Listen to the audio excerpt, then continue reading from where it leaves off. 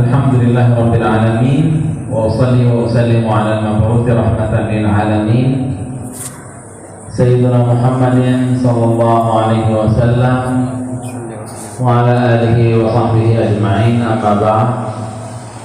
Jemaah yang hadirin salat subuh rahimakumullah, apa kabar semuanya? Alhamdulillah bisahha wal afiyah wal barakah insyaallah azza wa jalla. Nama saya Uday Al-Akhras. Saya dari Palestina, dari jalur Gaza. Saya sudah tinggal di Indonesia hanya 1 tahun setengah. Masih belajar bahasa Indonesia saya. Jadi maaf kalau ada salah dari aku. Insyaallah jemaah, kita akan bicara tentang Palestina, tentang Al-Masjid Al-Aqsa Al-Mubarak. Allah Azza wa Jalla berfirman di dalam Al-Quran Al-Karim, A'udzu billahi minasy syaithanir rajim. Bismillahirrahmanirrahim. Subhanalladzi asra bi'abdihi laylan minal masjidil haram ilal masjidil aqsa alladzi barakna hawlahu linuriyahu min ayatina innahu huwas sami'ul basir.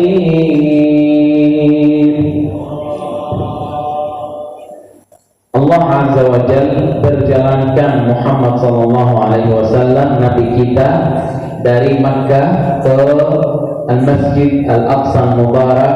Di mana? Di Palestina. Kemudian nabi kita ke Sidratul Muntaha, dan nabi kita salat bersama nabi-nabi dari Adam sampai Muhammad sallallahu alaihi wasallam. Kemudian Allah Azza wa Jalla kirim Muhammad sallallahu alaihi wasallam, nabi kita, ke Al-Masjid Al-Aqsa Mubarak lagi, transit lagi. Kenapa? Karena Al-Masjid Al-Aqsa Mubarak adalah dari aqidah kita, dari iman kita. Salah satu ayat dari Al-Quran Al-Karim, Allah Azza wa Jalla bisa kirim Muhammad sallallahu alaihi wasallam langsung dari Sidratul Muntaha ke Makkah, tapi kembali lagi ke Al-Masjid Al-Aqsa, baru ke Makkah, karena Al-Masjid Al-Aqsa Mubarak sangat-sangat penting di aqidah kita, di agama kita. Dan Al-Masjid Al-Aqsa Mubarak bukan milik orang-orang Arab saja, dan Al-Masjid Al-Aqsa Mubarak bukan milik orang-orang Palestina saja atau milik orang Timur Tengah, tapi Al-Masjid Al-Aqsa Mubarak milik umat Islam. Setiap orang Muslim punya hak di dalam Al-Masjid Al-Aqsa Mubarak. Kenapa? Karena setiap Muslim yashhadu an la ilaha illallah wa yashhadu anna Muhammadar Rasulullah, dan tidak ada berbeda antara orang-orang di dalam Islam. Tidak ada beda warna atau tinggi, atau ini dari Timur Tengah, ini dari Indonesia, ini dari Malaysia, dari manapun di dunia. Orang Muslim sama-sama orang Muslim di seluruh dunia. Dan Al-Masjid Al-Aqsa Mubarak, masjid yang bangun yang kedua di dalam bumi Allah Azza wa Jalla setelah Al-Masjid Al-Haram, sekitar 40 tahun. Kemudian Al-Masjid Al-Aqsa Mubarak juga tanah berkah dari Allah Azza wa Jalla. Allah Azza wa Jalla berfirman di dalam Al-Quran Al-Karim, Al-Masjid Al-Aqsa alladzi barakna haula, yang kita memberkahi kelilingnya. Dan berkah adalah di dalam Al-Masjidil Aqsa Mubarak dan keliling Al-Masjidil Aqsa Al-Mubarak juga. Dan Nabi kita bersabda di dalam Al-Hadits Syarif, la tazalu ta'ifatun min ummati 'ala al-haqqi zahirin li'aduwwihim qahirin la yadurruhum man khadalahum aw khalafahum. Qila aina hum ya Rasulullah? Qala fi Baitul Maqdis wa akna fi Baitul Maqdis. Itu artinya Nabi kita bicara dengan sahabat-sahabat beliau, masih ada kaum muslimin di dalam agama, di dalam Islam, mereka atas hak sampai hari kiamat. Mereka masih atas hak, masih atas Islam, masih jaga Islam juga sampai hari kiamat. Sahabat-sahabat Nabi kita ta'ajjub. Siapa mereka? Mereka tanya sahabat Nabi kita, siapa mereka ya Rasulullah? Dan di mana mereka ya Rasulullah? Jawab Nabi kita, di dalam Baitul Maqdis, di dalam Al-Quds, dan keliling Baitul Maqdis sampai hari kiamat. Dan juga kalian tahu sekarang Al-Masjidil Aqsa Mubarak di bawah penjajahan Israel dari 75 tahun lebih. Waktu sudah merdeka Indonesia, itu sudah mulai penjajahan Palestina. Dan juga saya lahir di Gaza, di jalur Gaza di Palestina. Dan Gaza dan Al-Masjidil Aqsa Mubarak jauhnya ada sekitar 100 kilo. Dan saya lahir di Gaza tapi belum bisa dan belum salat di Al-Masjidil Aqsa Al-Mubarak, belum lihat Al-Masjidil Aqsa Al-Mubarak, walau satu rakaat belum. Kenapa? Karena Al-Masjidil Aqsa Mubarak di bawah penjajahan, dan orang-orang Palestina yang tinggal di Palestina tidak boleh masuk ke Al-Masjidil Aqsa Mubarak, khusus di jalur Gaza, kampung aku. Dan juga Al-Masjidil Aqsa Mubarak, setiap jalan keliling Al-Masjidil Aqsa, setiap jalur yang kontrol di dalamnya Israel. Jadi setiap orang di Palestina mau masuk ke Al-Masjidil Aqsa harus dapat izin dari Israel untuk masuk, dan tidak bisa dapat izin kecuali orang tua yang umurnya 60 tahun lebih, dia yang bisa dapat izin untuk masuk ke Al-Masjidil Aqsa Mubarak.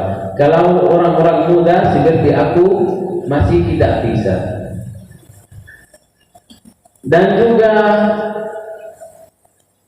kalau saya mau bicara tentang kampung aku, Gaza, jalur Gaza, di dalam Gaza tidak ada tentara Israel, tidak ada tentara Yahudi, tapi keliling Gaza, setiap jalur keliling Gaza ada tentara Israel, blokir dari Israel, close, tutup, lockdown dari 15 tahun, nggak bisa keluar, nggak bisa masuk ke Gaza.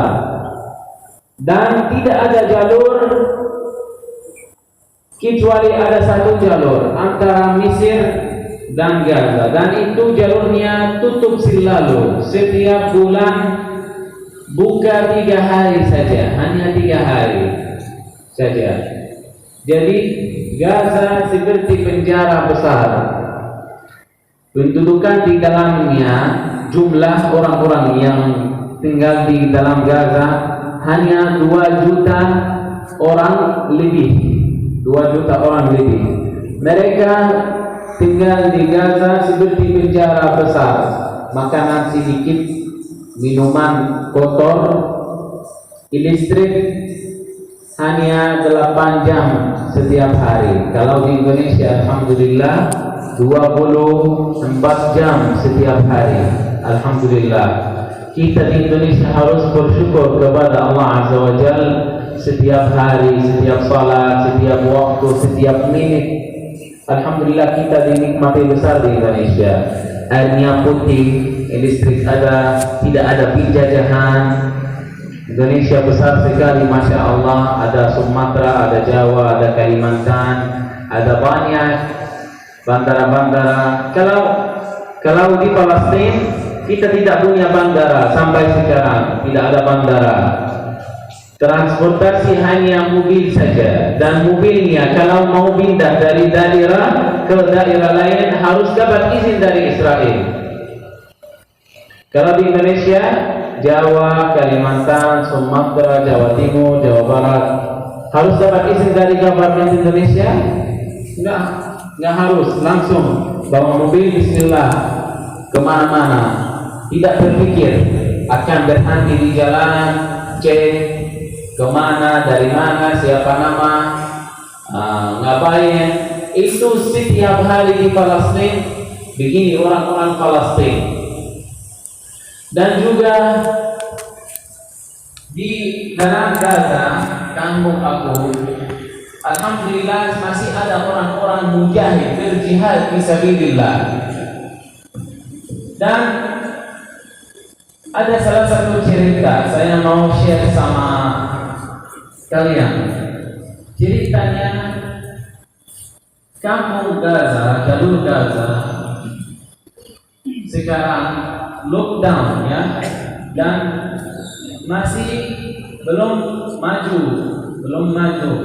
Yani masalah-masalah yang besar di dalam Gaza, masalah listrik 8 jam satu hari, kadang-kadang sampai 4 jam di dalam satu hari listriknya, dan airnya kotor, air minum kotor. Kenapa? Karena Israel mencuri air di dalam tanah Gaza. Israel mencuri air yang putih. Dan juga masalah ketiga, masalah tidak ada kirjanya ekonomi sangat-sangat lemah, karena pertama ekonominya kontrol dari Israel, dan kedua setelah sudah lockdown Gaza, setelah tutup, banyak orang-orang kirjanya sudah hilang.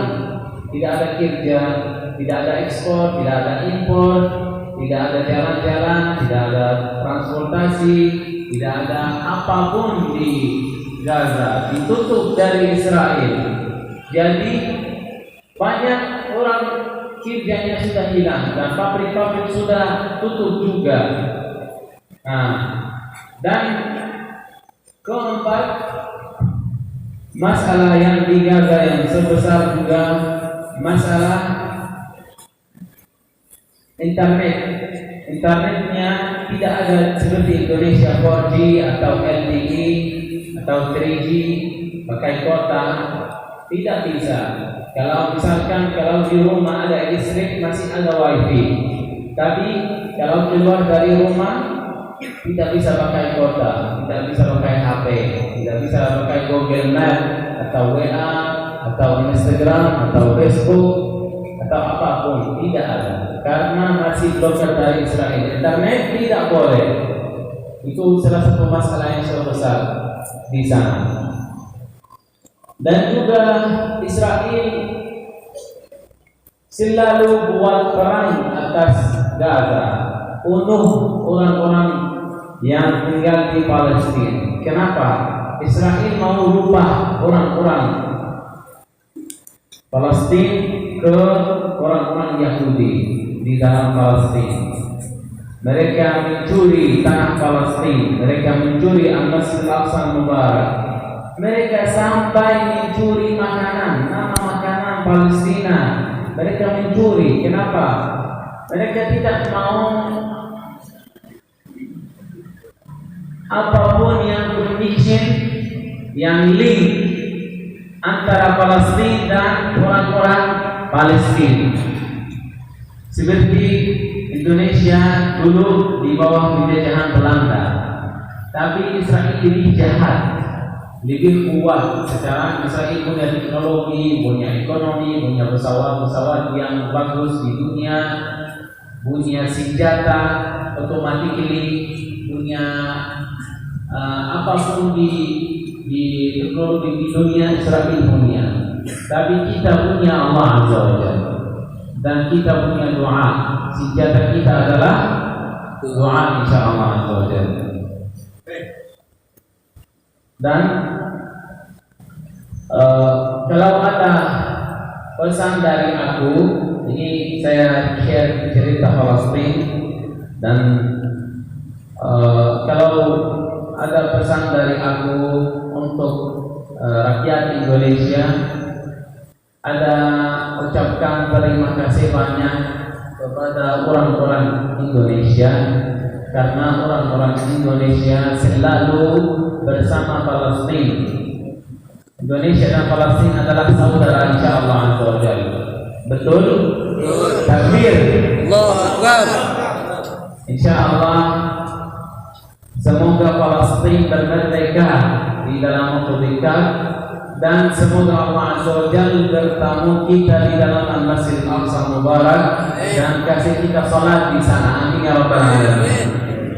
Dan juga kedua, saya minta dari kalian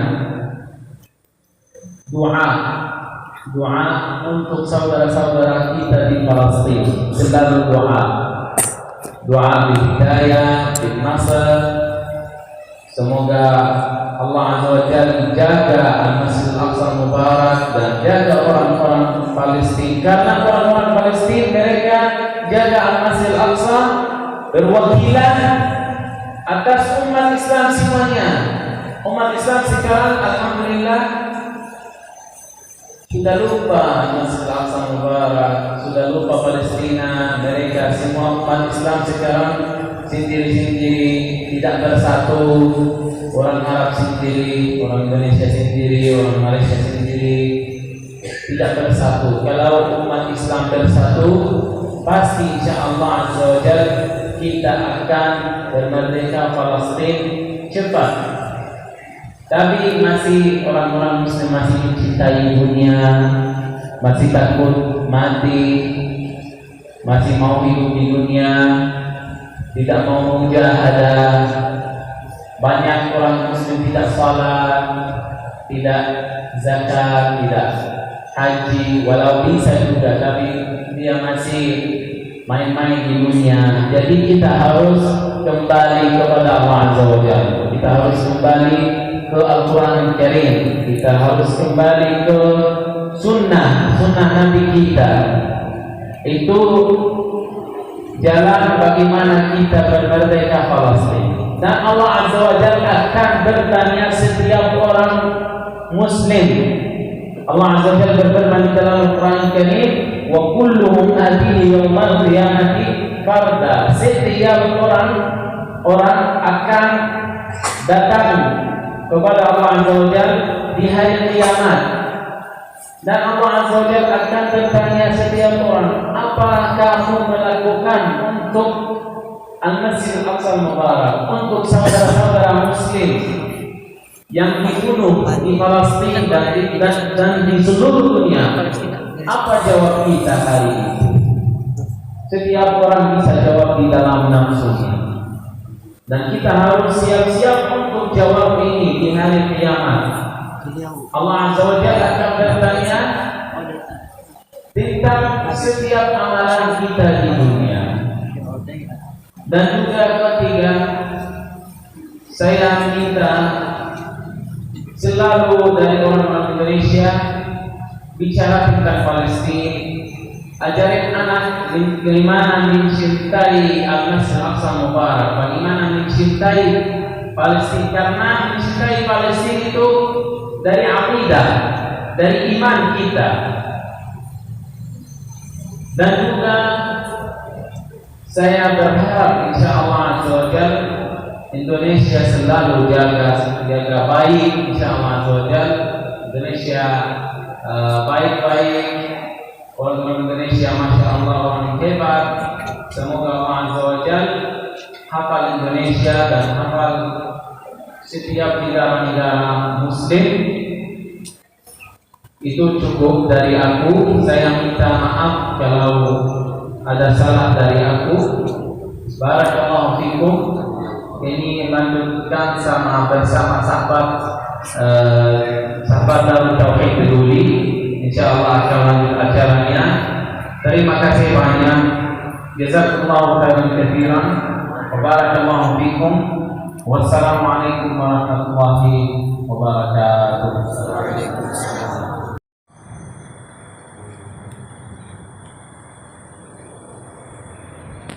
Allahumma ighfir lana dhunubana ya Rabbul warhamna ya Rahim wa tajawaz 'anna ya 'afuw ya Karim bi rahmatika ya arhamar rahimin ya mujibas sa'ilin. Allahumma farrij 'anna wa 'anil muslimin. Allahumma qdi ad-dayna 'anil madinin. Allahumma farrij hammal makrubin. Allahumma 'afi mardana wa mardal muslimin washfi jarhana